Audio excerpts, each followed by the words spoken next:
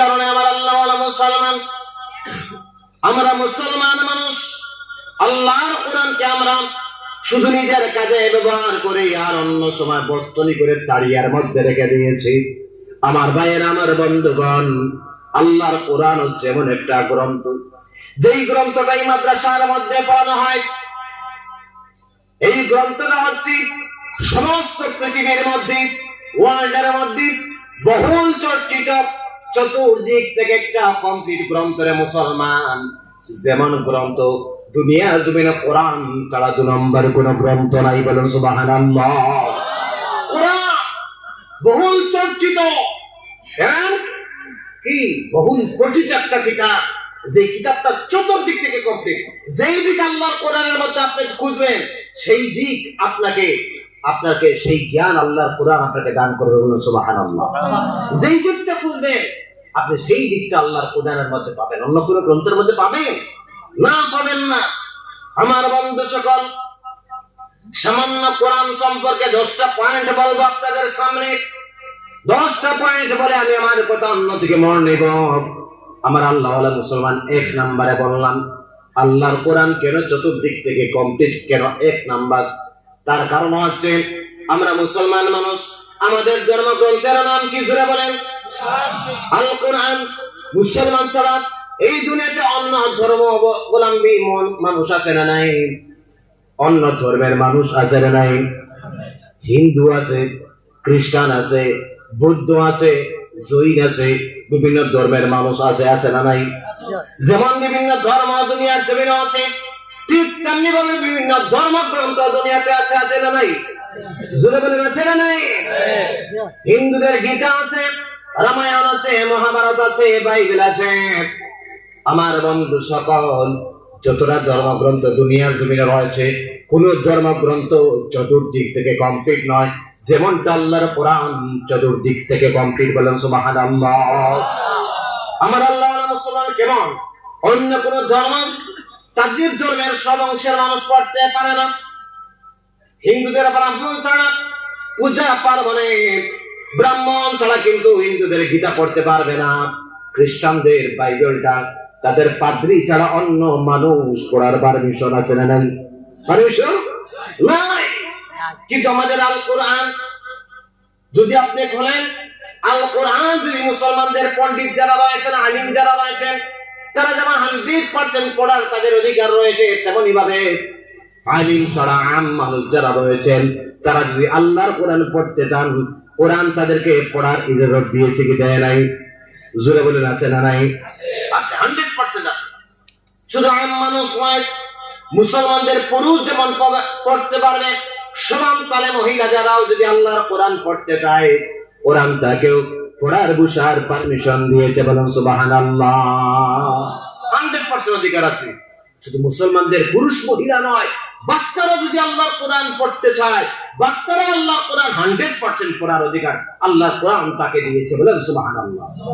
শুধু কি মুসলমান না, মুসলমান ছাড়া অন্য ধর্মের মানুষ যদি আল্লাহর কোরআন পড়তে চায়, কোরআন তাকে পড়াতে ব্যাপারে কি বাধা দিয়েছে? বাধা দিয়েছে না, বাধা দেয় নাই। আপনারা বরঞ্চ জানলে খুশি হবেন, এই ভারতবর্ষের ভিতরে যিনি কোরআন শরীফের বাংলা অনুবাদকে একত্র করে সমস্ত ভারতবর্ষের বাংলা ভাষাভাষী মানুষকে পড়ার বুঝার সুবিধা করে দিয়েছিলেন, বাংলা অনুবাদ একত্র করে প্রকাশ করে যিনি সুবিধা করে প্রথমে দিয়েছিলেন, উনি কোন মুসলমান মায়ের সন্তান ছিলেন না, একজন হিন্দু মায়ের সন্তান ছিলেন, পণ্ডিত গিরিশচন্দ্র। কে? পণ্ডিত গিরিশচন্দ্র। আমার বন্ধুগণ, আমার ভাইয়েরা, এই দিক দিয়ে আল্লাহর কোরআন কমপ্লিট। যে কোনো ধর্মের মানুষ, যে কোনো বর্ণের মানুষ আল্লাহর কোরআন যদি পড়তে চায়, আল্লাহর কোরআন তাকে পড়ার বোঝার পারমিশন দিয়েছে, এতে কোনো বাধা বিপত্তি নাই। কথা বলেন ঠিক না বেটি? 2 নাম্বার, আল্লাহর কোরআনকে আমি চতুর্দিক থেকে কমপ্লিট বললাম কেন? আমার ভাইয়েরা, আমার বন্ধুগণ, কথাগুলো ভালো করে শুনুন। পৃথিবীর অন্য কোন গ্রন্থকে যদি প্রশ্ন করেন, ও গ্রন্থ, এই দুনিয়াতে আসার আগে তুমি কোথায় ছিলা? পৃথিবীর সব ধরনের গ্রন্থ ফেল করবে, কোন উত্তর আছে নাকি? অন্য কোনো বাংলা বইকে জিজ্ঞাসা করেন এই দুনিয়া আসলে কোথায় ছিল, কোন উত্তর আছে? কোন গ্রন্থকে জিজ্ঞাসা করেন, কেউ কোন উত্তর দিতে পারবে না। কিন্তু আল্লাহর কোরআনকে যদি প্রশ্ন করেন, ও কোরআন বলো তো দেখি এই দুনিয়াতে তুমি আসার আগে তুমি কোথায় ছিলে, আল্লাহর কোরআন সঙ্গে সঙ্গে আপনাকে জবাব দিয়ে দিবে, বাল হুয়া কুরআনুম মাজিদুন ফি লাওহিম মাহফুজ। জোরে বলুন আল্লাহু আকবার। কোরআন আপনাকে বলবে আমি হচ্ছে সেই কোরআন যা লৌহে মাহফুজের মধ্যে সংরক্ষিত ছিলাম। আমার বন্ধু সকল, 3 নম্বরে এদিক দিয়ে আল্লাহর কোরআন কমপ্লিট। 3 নম্বরে অন্য কোন গ্রন্থকে যদি প্রশ্ন করে না, গ্রন্থ বলো তো দেখি বুঝলাম তুমি দুনিয়াতে আপনার অন্য কোন গ্রন্থ বলো তো দেখি এই দুনিয়াতে এই পৃথিবীতে তুমি কখন এসেছ। যে কোনো বইকে প্রশ্ন করেন, ওই বইয়ের মধ্যে ডাইরেক্ট কোনো উত্তর আসে নাকি? ডাইরেক্ট কোনো উত্তর আছে? কখন পৃথিবীতে এসেছ কোনো উত্তর নাই। কিন্তু আল্লাহর কোরআনকে যদি আপনি প্রশ্ন করেন, ও কোরআন এই পৃথিবীতে তুমি কখন এসেছ, কোরআন সঙ্গে সঙ্গে আপনাকে জবাব দিবেন, ইন্না আনজালনাহু ফি লাইলাতিল কদর ওয়া মা আদরাকা মা লাইলাতুল কদর লাইলাতুল কদরি খায়রুম মিন আলফি শাহর।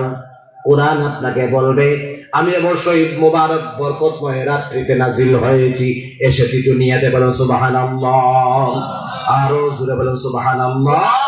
শুধু তাই নয়, যদি জিজ্ঞাসা করেন কোরআন কোন মাসে দুনিয়াতে এসে, তো বুঝলাম কোন মাসে এসেছিলে, কোরআন বলবে শাহরু রমাদান আল্লাযী উনজিলা ফীহিল কুরআন, আমি রমজান মাসে এই দুনিয়াতে নাজিল হয়েছে। বলেন সুবহানাল্লাহ। আমার বন্ধু সকল, 5 নম্বরে আল্লাহর কোরআনকে আমি চতুর্দিক থেকে কমপ্লিট গ্রন্থ বললাম কেন? তার কারণটা হচ্ছে অন্য কোন গ্রন্থ বিজ্ঞানীরা এই দুনিয়ার মধ্যে বড় বড় শিক্ষিত মানুষ কত বই রচনা করেছেন, আছে না নাই? কত ঐতিহাসিকবিদ কত ইতিহাস রচনা করেছেন, কত সাহিত্যিক কত সাহিত্য রচনা করেছেন, কত বিজ্ঞানী কত কোটি কোটি বই লিখেছেন। ও বন্ধু আমার, ওই দুনিয়ার একটা বই আপনি খোলেন, ওই বইয়ের সর্বপ্রথম লেখক একটা কথা লিখে দেন, আমার এই বইয়ের মধ্যে ভুল থাকতে পারে, যদি আপনাদের দৃষ্টিগোচর হয় আমি লেখককে জানালে পরবর্তী সংস্করণ ওইগুলাকে সংশোধন করবো, আছে না নাই? প্রত্যেক বইয়ের প্রথমে লেখা থাকে, এখানে শিক্ষক আছেন না নাই, টিচার আছেন না নাই, প্রত্যেক বইয়ের প্রথমে কিন্তু লেখা থাকে। তিনি পাবলিশ করেন, লেখক লিখেছেন আমার এই বইয়ের মধ্যে ভুল থাকতে পারে, যদি আপনার দৃষ্টিগোচর হয় আমি লেখককে জানালে পরবর্তী সংস্করণে ওইগুলোকে সংশোধন করব। কিন্তু একমাত্র আল্লাহর কোরআন এই দিক দিয়েও কমপ্লিট। কেন কমপ্লিট? একমাত্র আল্লাহর কোরআন। সমস্ত বিশ্বের মধ্যে একটাই কিতাব রয়েছে, আল্লাহর কোরআন।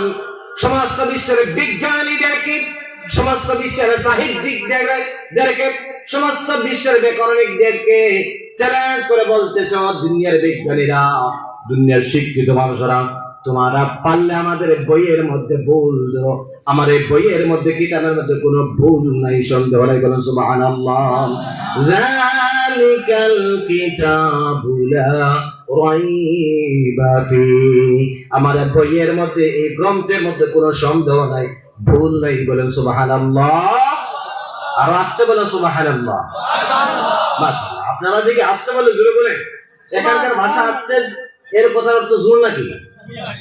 জি, অত্যন্ত সুন্দর মানুষ আপনারা। আসতে বললে আপনারা জোরে বলেন। আমার আল্লাহ এদিক দিয়ে দেখা যায় আল্লাহর কোরআন কমপ্লিট। কমপ্লিট কি কমপ্লিট নয়? শুধু তাই নয়, 6 নম্বরে আল্লাহর কোরআনকে আমি চতুর্দিক থেকে কমপ্লিট গ্রন্থ বললাম কেন?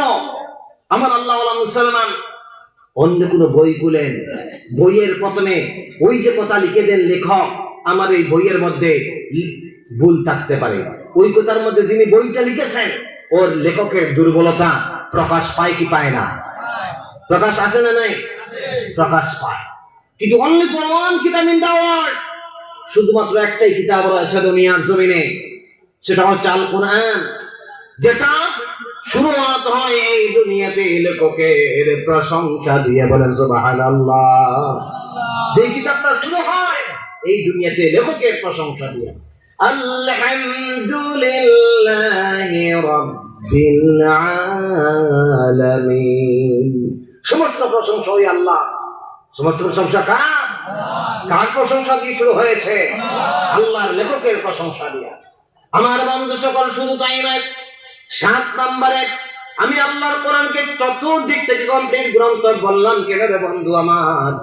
দুনিয়ার একটা পাঠ্যসূচি আপনি বলেন, একটা বই পেলেন, সমস্ত গ্রন্থ মিলে হয় একটা বই। কিন্তু এই দিক দিয়ে আল্লাহর কোরআন একটু বিকল্প। কেন বিকল্প? আল্লাহর কোরআনের মধ্যে 30টা পারা আছে। কয়টা পারা আছে? 30 পারা। এই 30 পারা সমস্ত পারা একত্র যদি আপনি পড়েন তাহলে একটা কিতাব হয়। এই আল্লাহর কোরআনের মধ্যে 4টা মঞ্জিল আছে, আলাদা আলাদা ভাবে একটা মঞ্জিল, একটা কিতাব হয়। আল্লাহর কোরআনের মধ্যে 114টা সূরা আছে। যদি 114টা সূরা আলাদা আলাদা করেন, আলাদা আলাদা ভাবে আপনার 114টা কিতাব হয়ে যায়। শুধু তাই নয় রে বন্ধু, আল্লাহর কোরআনের মধ্যে 30টা পারা আছে। পারা যদি এক একটা আলাদা করেন, এক একটা পারা এক একটা কিতাব হয়ে যায়। এক একটা সূরা এক একটা কিতাব হয়ে যায়। এক একটা রুকু এক একটা কিতাব হয়ে যায়। এক একটা আয়াত এক একটা কিতাব হয়ে যায়। এক একটা শব্দ এক একটা কিতাব হয়ে যায়। শুধু তাই নয় বন্ধু, এক একটা অক্ষর আল্লাহর কোরআনের এক একটা অক্ষর এক একটা কিতাব বনে যায়। বলেন সুবহানাল্লাহ। এবং পুরো দৃশ্য দুনিয়ার অন্য কোনো গ্রন্থে দেখাতে পারবে না, পারবেন না। এদিক দিয়ে আল্লাহর কোরআন কমপ্লিট। 8 নম্বরে আল্লাহর কোরআনকে আমি চতুর্দিক থেকে কমপ্লিট গ্রন্থ বললাম কেন রে বন্ধু আমার? তার কারণটা হচ্ছে দুনিয়ার বিভিন্ন গ্রন্থ আছে, ওই গ্রন্থকে আপনি প্রশ্ন করেন, ও গ্রন্থ, আমি শফিকুর রহমান এই দুনিয়াতে আসার আগে আমি কোথায় ছিলাম? দুনিয়ার সমস্ত গ্রন্থ ফেল করবে, উত্তর দিতে পারবে না ভালো করে। আপনাকে যা বলবে আপনার কোরআনকে নকল করেই বলবে। কোন উত্তর আছে আপনার কাছে? আপনি কোথায় ছিলেন এর কোন উত্তর আছে? অন্য কোন গ্রন্থের মধ্যে নাই। কিন্তু আল্লাহর কোরআনকে যদি প্রশ্ন করেন, ও কোরআন, শফিকুর রহমান এই দুনিয়াতে আসার আগে কোথায় ছিল? সঙ্গে সঙ্গে আল্লাহর কোরআন আপনাকে শফিকুর রহমানকে জবাব দিয়ে দেন, ওয়া হামলুহু ওয়া ফিসালুহু 30 শাহরা। ও শফিকুর রহমান, এই দুনিয়াতে আসার আগে তুমি তোমার মায়ের গর্ভে ছিল। ওয়া হামলুহু, মায়ের গর্ভেই ছিল তোমার স্থান। বলেন না সুবহানাল্লাহ। আর আসতে বলেন সুবহানাল্লাহ।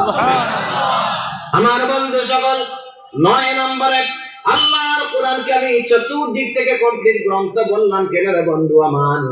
এই দুনিয়াতে কত বড় বড় সাহিত্যিকেরা কত সাহিত্য রচনা করেছেন, কত ব্যাকরণবিদ কত ব্যাকরণ রচনা করেছেন, আছে না নাই? কত বিজ্ঞানী কত বই রচনা করেছেন। কিন্তু ওই বইগুলা করেন, ওই বইগুলার মধ্যে তার ভাষার বিন্যাস, তার ভাষার লালিত্য, তার মাধুর্যতা এত পাবেন না যতটুকু আল্লাহর কোরআনের মধ্যে ভাষার লালিত্য আর ভাষার মাধুর্যতা আপনার দৃষ্টিগোচর হবে। বলেন সুবহানাল্লাহ। কথাগুলো বুঝতে পেরেছেন? অন্য বই খুলে তার বইয়ের মধ্যে তার ভাষার লালিত্য, তার মধ্যে এত মাধুর্যতা পাবেন না যতটুকু আল্লাহর কোরআনের মধ্যে আপনি পাবেন। বলেন সুবহানাল্লাহ। কথাগুলো বুঝতে পেরেছেন? বুঝতে অসুবিধা হইতেছে না? বুঝতেছেন? যেমন আল্লাহর কোরআন আপনি একটা করেন, আল্লাহর কোরআন যদি করেন আর যদি তেলাওয়াত করেন, ওয়াশ-শামসি ওয়া-দুহাহা ওয়াল-কমারি ইযা তালাহা ওয়ান-নাহারি ইযা জাল্লাহা, ওই সূরা যদি তেলাওয়াত করেন তাহলে ওই সূরার শেষ আয়াতের প্রত্যেকটা শেষের দিকে, আয়াতের শেষের দিকে শুধু হা আর হা পাবেন। কথা বলেন ঠিক না বেঠিক? একটা আয়াতের সাথে আরেকটা আয়াতের মিল আছে না নাই? আছে না নাই? তিলাওয়াত করলে খালাপ করেন, খারাপ লাগে নাকি? না ভালো লাগে? ভালো লাগে না খারাপ লাগে? অন্য সূরা যদি তিলাওয়াত করেন, আর রহমান আল্লামাল কুরআন খালাকাল ইনসান আল্লামাহুল বায়ান, এই সূরাটা যদি তিলাওয়াত করে এনার আয়াতের মধ্যে যদি থামেন, শেষের দিকে শুধু নুন সাকিন পাবেন। আছে না নাই? একটা আয়াতের আরেকটা আয়াতের সাথে মিল আছে না নাই? আছে না নাই? আমার বন্ধু সকল, এমনটা একটা আয়াতের সাথে আরেকটা আয়াতের মিল, একটা পংক্তির আর একটা পংক্তির সাথে মিল, এবং যত বেশি তিলাওয়াত করা যায়, পড়া যায়, তত ভালো লাগে। এমন গ্রন্থ দুনিয়ার জমিনে কোরআন ছাড়া 2 নাম্বার কোন গ্রন্থ দুনিয়াতে আপনি দেখাতে পারবেন না। পারবেন নাকি? বিশ্ব নবীদের যুগে সেই সময়কার মুসলিম যারা ছিল, তারাও আল্লাহর কোরআন শোনার জন্য লুকায়া লুকায়া, মুহাম্মদ সাল্লাল্লাহু আলাইহি ওয়াসাল্লামের কাব্য শোনার জন্য ঘরের আড়ালে গিয়ে লুকায়া লুকায়া কান দিয়া শুনতো কি শুনতো না? কোন কারণে শুনতো? তার ভাষার মাধুর্যতা, তার ভাষার লালিত্য এত তাদেরকে মুগ্ধ করেছে। কোন মুসলিম যদি মন ভরে আল্লাহর কোরআন শোনে, শুধু শুনতেই থাকে, শুনতেই থাকে, শুনতেই থাকে। বলেন সুবহানাল্লাহ। এই ভাষার মাধুর্যতা, এর মধ্যে মহব্বত দিয়েছেন কে? আল্লাহ। জোরে বলেন, দিয়েছেন কে? আল্লাহ। 10 নম্বরে আল্লাহর কোরআন, এই একটা মাত্র পয়েন্ট বলবো। যদি আল্লাহর কোরআন কেন চতুর্দিক থেকে কমপ্লিট বলেছি, ওই কথার উপর যদি আমি আমার আলোচনা করি, আপনারা পয়েন্টের উপর পয়েন্ট বলবো, শেষ হবে না আলোচনা, বন্ধ হবে না আমার। আগে বলেছিলাম 10টা পয়েন্ট বলবো, শেষ নাম্বার পয়েন্ট আমি আপনাদের সামনে বলতে চাই। আল্লাহর কোরআন হচ্ছে আমার একটা গ্রন্থ। এই দুনিয়াতে কত ধর্মগ্রন্থ আছে, বিজ্ঞানীরা কত বই রচনা করেছেন। আজকে আধুনিক সভ্যতার মানুষ, এরা বলে আল্লাহর কোরআন আধুনিক শিক্ষার বিপক্ষে। এমন দল আছে না নাই? অনেক মানুষ বলে মাদ্রাসার মধ্যে কোরআনের শিক্ষা দেওয়া হয়, এই মাদ্রাসা শিক্ষা আধুনিকতার বিপক্ষে। বলে কি বলে না? জোরে বলেন, বলে কি বলে না? আধুনিকতার বিপক্ষে, আধুনিক সভ্যতার বিপক্ষে। আমি তাদেরকে বলতে চাই, এই দুনিয়াতে কোরআন ছাড়া কোটি কোটি বই আছে। পৃথিবীর একটা বই আপনি বের করে দেখান, আপনার যদি ক্ষমতা থাকে, যারাই বলে আল্লাহর কোরআন আধুনিক শিক্ষার বিপক্ষে, আধুনিকতার বিপক্ষে, আপনার যদি ক্ষমতা থাকে, তাহলে একটা গ্রন্থ বের করে দেখান। কি আপনি বের করে দেখান? কোনটা বের করে দেখাবেন? কোরআনের আবির্ভাব হয়েছিল এই দুনিয়াতে ইকরা শব্দের মাধ্যমে। কোন শব্দের মাধ্যমে? জুড়ে বলে ইকরা। ইকরা কথার অর্থ কি? পড়ো। এই পড়ো শব্দের মাধ্যমে কোরআনের আবির্ভাব হয়েছে দুনিয়াতে। বড় শব্দের মাধ্যমে কোরআনের আবির্ভাব হয়েছে দুনিয়াতে। কোরআন ছাড়া 2 নম্বর একটা গ্রন্থ এই পৃথিবীতে আপনি বের করে দেখান, যে গ্রন্থটার আবির্ভাব এই দুনিয়াতে বড় শব্দের মাধ্যমে হয়েছে। আজকে যারাই পড়ার কথা বলতেছেন কোরআন আধুনিকতার বিপক্ষে, আমি তাদেরকে বলবো, আপনারা যত মানুষ আধুনিক আধুনিক করে চিল্লাচ্ছেন, আপনি কোরআন ছাড়া 2 নম্বর একটা গ্রন্থ পৃথিবীতে বের করে দেখান তো দেখি, যে গ্রন্থটার আবির্ভাব দুনিয়াতে বড় শব্দের মাধ্যমে হয়েছে। আপনার লজ্জা করে না সেই কথা বলতা? একমাত্র কোরআন হচ্ছে এমন একটা গ্রন্থ, যেই গ্রন্থটা আপনাকে শিক্ষিত হওয়ার ব্যাপারে ডাইরেক্ট আপনারা আহ্বান করতেছেন। বলেন না সুবহানাল্লাহ, সুবহানাল্লাহ। কোরআন হচ্ছে এমন একটা গ্রন্থ, যেই গ্রন্থটা আপনাকে ডাক্তার হওয়ার ব্যাপারে আহ্বান করে, ইঞ্জিনিয়ার হওয়ার ব্যাপারে আহ্বান করে, আপনাকে মাস্টার হওয়ার ব্যাপারে আহ্বান করে, আপনাকে উকিল হওয়ার ব্যাপারে আহ্বান করে, আপনাকে মৌলানা হওয়ার ব্যাপারে আহ্বান করে, আপনাকে হাফিজ হওয়ার ব্যাপারে আহ্বান করে। বলেন সুবহানাল্লাহ। আবার বন্ধু সকল, এমন ডাইরেক্ট অর্ডার কোরআন ছাড়া কোন গ্রন্থ পৃথিবীতে বের করে দেখাতে পারবেন না। তাহলে তাদের লজ্জা থাকা উচিত। বন্ধু সকল, কোরআন বলতেছে আপনি শিক্ষা অর্জন করেন, ইকরা পড়ুন। বিসমি রাব্বিকাল্লাযী খলাক, তোমার প্রভুর নামে যিনি তোমাকে সৃষ্টি করেছেন, তুমি তার নামে পড়াশোনা করো। দুঃখের বিষয় হলো সত্য, আজকের যুগের মানুষ, আমরা যারা পড়তেছি, পড়ার বাহাদুরি দেখাইতেছি, আমরা সব পড়তেছি শুধু আমার জন্য। কার জন্য? আমরা পড়তেছি কার জন্য? আমার জন্য, আল্লাহর জন্য নয়। আল্লাহ বলছেন পড়ো, তোমার প্রভুর নামে, স্রষ্টার নামে যিনি তোমাকে সৃষ্টি করেছেন, তুমি তার নামে পড়ো। আজকের যুগের ডাক্তার যদি আল্লাহর জন্য যদি পড়তো, তাহলে ওই ডাক্তারি পড়াশোনা করে, মানুষের হিউম্যান বডি নিয়ে রিসার্চ করে, মানুষের ওই লাংসটার ভিতরে, মানুষের শরীরের আঙ্গুলটার ভিতরে, একটা অঙ্গের ভিতরে সে তার স্রষ্টাকে বুঝাবে। তাকে বলেন না, কথা বলেন ঠিক না বেটি? আচ্ছা, আমাদের শরীরের ভিতরে লাংস আছে না নাই? আচ্ছা, এই লাংসটা যদি বিকল হয়ে যায়, বিশ্বের কোন ডাক্তারের বাবার ক্ষমতা আছে নাকি আরেকটা লাংস ট্রেনিং করে মানুষকে জীবিত রাখা? পারবে নাকি? আমার বন্ধু সকল, একটা কিডনি যদি নষ্ট হয়ে যায়, এমন একটা কৃত্রিম কিডনি বানিয়ে একটা মানুষকে বাঁচিয়ে রাখতে পারবে? একটা হাত যদি আল্লাহ না দেয়, আর একটা হাত মানুষের মতো চামড়া আছে, রক্ত চলাচল করে, এমন একটা হাত বানিয়ে দেখাতে পারবেন নাকি? কোন ডাক্তারের বাবার ক্ষমতা আছে নাকি? পারবে না বন্ধু সকল। ডাক্তার মানুষ, ওই মানুষের শরীরের একটা অঙ্গ নিয়ে যদি রিচার্জ করতো, একটা আঙ্গুল নিয়ে যদি রিচার্জ করতো, এই যে আঙ্গুলের মধ্যে কাইট দিয়েছেন আল্লাহ, ওইগুলা কত সঞ্চালন করে, এটা আল্লাহর সৃষ্টি। আল্লাহ যদি ডাক্তার করে যদি দেন, অপারেশন করে ওটাকে একটা না করে যাবে নাকি? কোন অবস্থাতে করবে না, নর্মাল ভাবে কাজ করবে না। কথা বলে ঠিক না বেঠিক? এই আঙ্গুলটা নিয়া, এই পাওটা নিয়া, এই মাথাটা নিয়া, এই চক্ষুটা নিয়া যদি রিচার্জ করতে বন্ধু, তাহলে ডাক্তার মানুষ ওই শরীরের অঙ্গের মধ্যে তার স্রষ্টাকে সে খুঁজে পাইত। কথা বলে ঠিক না বেঠিক? আমার আজকের যুগের ইঞ্জিনিয়ার যারা পড়াশোনা করে, সে তার নিজের জন্য এই যে প্যান্ডেলটা দেখতেছে রে বন্ধু, এই প্যান্ডেলটা তৈরি করার জন্য কতগুলো কোটির প্রয়োজন হয়েছে কি হয় নাই? জোরে বলে। আল্লাহ তো একটা প্যান্ডেল দিয়েছেন আমাদের মাথার উপরে, দেন কি দেন নাই? কি দিয়েছেন? আকাশ। এই আকাশের জন্য কোটি আছে কয়টা? বুঝলে বলেন? 5টা 6টা? একটা কোটি নাই। ইঞ্জিনিয়ার সাধারণ একটা ছাদ তৈরি করার জন্য কত মেইনটেইন করে, কতগুলা পিলার দিতে হয়, কিন্তু আল্লাহ রাব্বুল আলামিন এত বড় আকাশ সৃষ্টি করলেন। ওইখানে যদি রিসার্চ করতো, তাহলে ইঞ্জিনিয়ার তার সৃষ্টির ভিতরে সে তার স্রষ্টাকে খুঁজে পাইতো। কথা বলেন ঠিক না বেঠিক? আমার বন্ধু সকল, আজকে সব পড়ে আমার জন্য, নিজের জন্য, আল্লাহর জন্য। আমার ভাইয়ের, আমার বন্ধুগণ, ওই কারণে আমি সেই দিকে যাব না। মাদ্রাসার মধ্যে আল্লাহর কোরআন পড়ানো হয়। আজকের যুগের মানুষ আমরা আল্লাহর কোরআনকে রেখে দিয়েছি কাজিয়ার মধ্যে বস্তুনি করে। আমরা এইটাকে ব্যবহার করি না, ওইটাকে শুধু অনুসরণ করি না, ওইটা নিজের কাছে ব্যবহার করি। কোরআন থেকে নিজের ব্যক্তিক, সামাজিক, পারিবারিক জীবন আমরা সাজানোর চেষ্টা করি না। আমি আপনাদের সামনে মহান রব্বুল আলামিনের কোরআনুল কারীম থেকে সূরাতুল কলমের প্রথম দিকের 3টা আয়াত তেলাওয়াত করেছিলাম। রব্বুল আলামিন ঘোষণা করছেন, নুন ওয়াল কলমি ওয়া মা ইয়াসতুরুনা মা আ'তা বিনি'মাতি রাব্বিকা বিমাজনুন ওয়া ইন্নাকা লাআজরান গায়রা মামনুন ওয়া ইন্নাকা লাআলা খুলুকিন আযীম। জোরে বলুন আল্লাহু আকবার।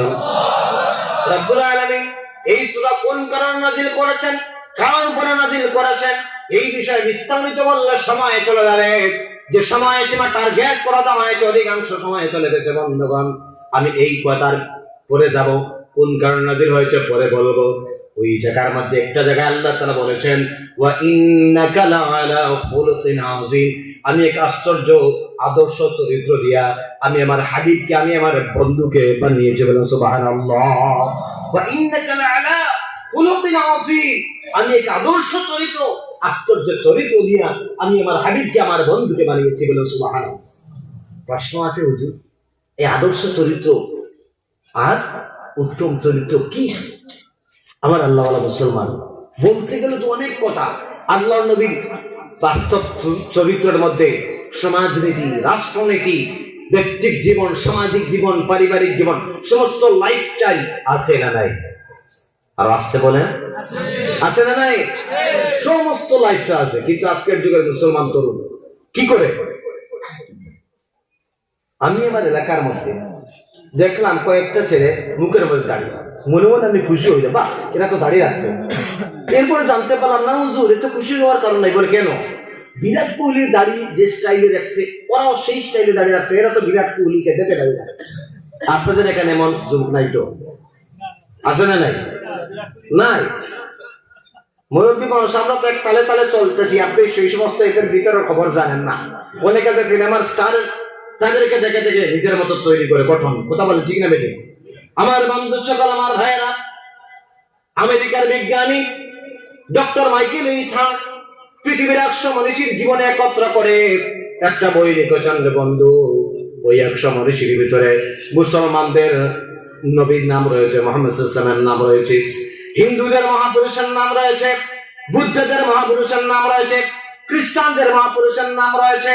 কিন্তু বিশ্বাস করবেন ও আমার তো মুসলমান তরুণেরা, 100 মনীষীর জীবনে একত্র করে মাইকেল এইচার্ড পৃথিবীর সর্বশ্রেষ্ঠ, সর্বসেরা আদর্শবান মানুষ হিসেবে যার স্বীকৃতি দিয়েছেন, উনি দুনিয়ার অন্য কোন ধর্মের অন্য কোন মানুষ নয়, উনি হচ্ছেন আপনার আমার নবী মুহাম্মদুর রাসূলুল্লাহ। জোরে বলুন সাল্লাল্লাহু আলাইহি ওয়াসাল্লামের নাম। মাইকেল এই ছাড় বলতেছে, মুসলমানের তরুণ, তুমি তোমার ব্যক্তিগত জীবন সাজাইতে দাও। রাহুল আপনার কি বিরাট কোহলিকে দেখার দরকার নাই, তুমি তোমার সামাজিক জীবন সাজাইতে দাও। সিনেমার সিরিয়াল দেখা তোমার পরিবার সাজানোর দরকার নাই। আজকে আমার ব্যক্তিগত জীবন সামাজিক জীবনের মধ্যে পশ্চিমা সংস্কৃতি আছে না নাই? জোরে বলেন আছে না নাই? আজকে পশ্চিমা সংস্কৃতি নিজের ব্যক্তিগত সামাজিক পারিবারিক জীবনের মধ্যে আমরা লালন করে আমরা আমাদের নিজেদের সংস্কৃতি আল্লাহর কোরআনকে বস্তনি করে ফারিয়ার মধ্যে রেখে দিয়েছি। কথা বলেন ঠিক না বেটি? অন্য সংস্কৃতি ধারণ করতেছি আর নিজের সংস্কৃতি দূরে ঠেলতেছি। এই কথাগুলো বাস্তব সত্য না মিথ্যা? আমার ভাইয়েরা, আমার বন্ধুগণ, আল্লাহ নবীর আদর্শ চরিত্রের মধ্যে সব ধরনের চরিত্র পাওয়া যায়। আপনি ব্যবসা কেমন করে করবেন, আপনি তিজারত কেমন করে করবেন, এই তিজারত আজকে আমরা গ্রামের অন্য মানুষকে দেখে অন্য মানুষকে নকল করে তিজারত আমরা করি, ব্যবসা কানা করি, কিন্তু আল্লাহ নবীর জীবনের মধ্যে ব্যবসায়িক জীবন আছে না নাই? জোরে বলেন আছে না নাই? আজকে তো আমরা অনিবীক্ষণ দূরবীন দিয়ে যদি দেখানো হয় যে নবীজির আদর্শ অনুসরণ করে কে ব্যবসা করে, আমাদের মনে হয় গোরাকবালিতে সমস্ত অংশের মানুষ নবীজির আদর্শে আদর্শান্বিত হয়ে ব্যবসা করতেছে নাকি? জোরা বলে এই কথা বাস্তব সত্য মিথ্যারে ভাই রাগ করছে? মুখে বলি আমরা নবীজির উম্মত, ব্যবসার মধ্যে নবীজির আদর্শ নয়, চলার মধ্যে নবীজির আদর্শ নয়। আমরাও তো এই দেশ থেকে পড়াশোনা করেছি, এই দেশ থেকে যখন আমরা পড়াশোনা করতাম হাই দেখি দিনের বহল, আর এই মাত্র 15-16 বছর পরে এই দেশে আবার যখন আসলাম দেখি আগের সময় বর্তমান সময় দিন রাত ডিফারেন্স হয়ে গেছে। কথা কম ঠিক না বেটি? কেন? অন্য সংস্কৃতি গ্রাস করে ফেলেছে, অন্য সংস্কৃতি গ্রাস করে ফেলেছে। আমার ভাইয়েরা, এই অন্য সংস্কৃতিকে দূরে করে আল্লাহর কোরআনের সংস্কৃতি অ্যাপ্লাই করতে হবে। আজ আল্লাহ রাব্বুল আলামিন 30 পারা কোরআন থেকে একটা ফর্মুলা দিয়েছেন।